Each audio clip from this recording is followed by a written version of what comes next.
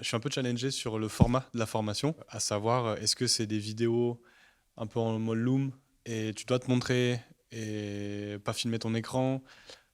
Du coup, j'ai du mal soit à me détacher de ça ou à savoir est-ce que en fait c'est juste un frein et pas besoin de se prendre la tête avec ça. Euh, Si tu pouvais me donner quelques conseils sur Ouais, cette partie-là. sur la livraison de la formation en ligne en particulier.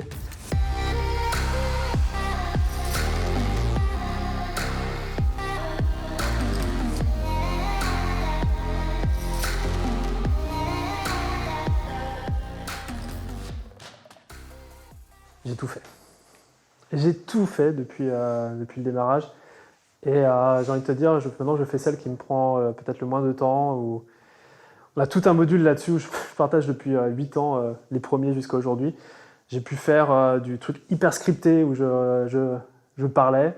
J'ai créé les slides derrière. Des trucs en live comme ce que je suis en train de faire là maintenant. Donc tout capturé en live. Et maintenant ce que je fais quand je crée des contenus, c'est que je partage une mind map.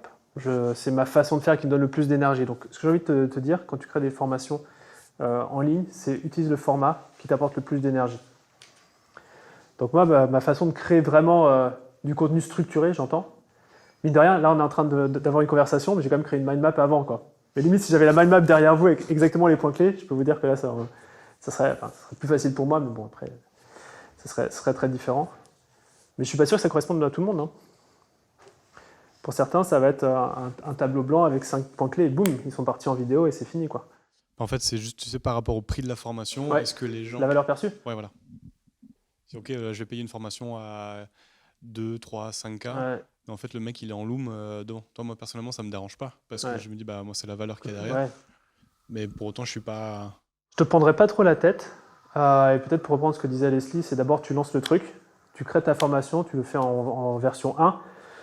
Et si après tu as envie de faire des slides ultra léchés, tu le fais dans un deuxième temps.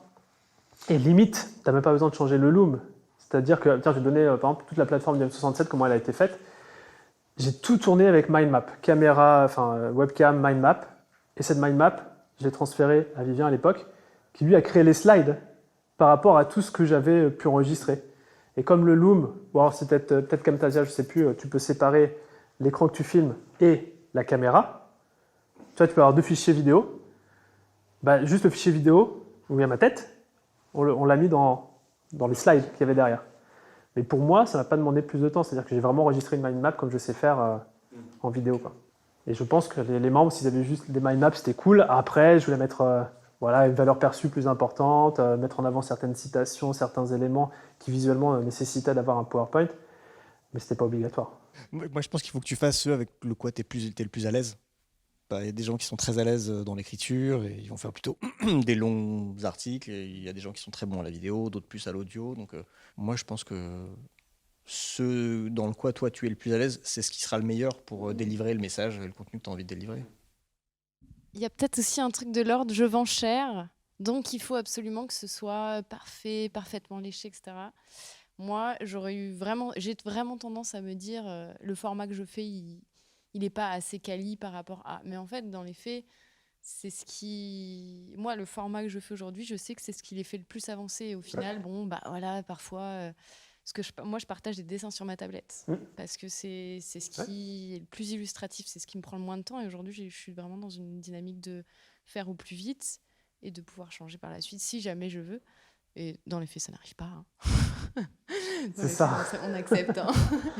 Et après, oui, il y a toujours des critiques. Franchement, je pense que c'est quelque chose, il faut juste accepter que c'est une part de notre métier de réceptionner des gens qui ont des critères qui sont... Mais aujourd'hui, dans les faits, est-ce que ça les empêche d'avoir des petits dessins faits à la main, de comprendre des stratégies poussées en marketing ou en copywriting ? Bah non, complètement, pas du tout.